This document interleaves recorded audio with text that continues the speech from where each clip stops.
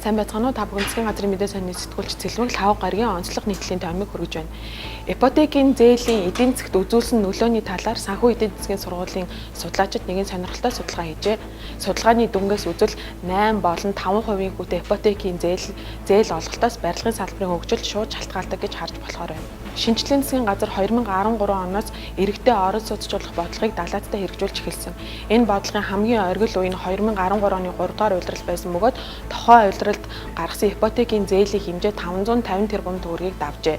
Тэгвэл яг энэ үед барилгын салбарын бодит дотоодын нийт бүтээгдэхүүний өсөлт 300 тэрбум төгрөг давсан нь салбарын оргил өсөлт гэж тэмдэглэгдсэн байна. Тэгвэл 2016 оны 2 дугаар улирлаас 5% хүүтэй зээл олгож эхэлсэн нь мөн адил барилгын салбарын өсөлтөд эерэг нөлөөлжээ.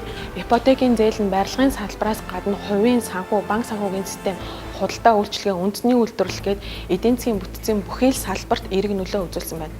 Та бүхэн нийтлийн дэлгэрэнгүй 5 гарагийн дугаараас уншаарай.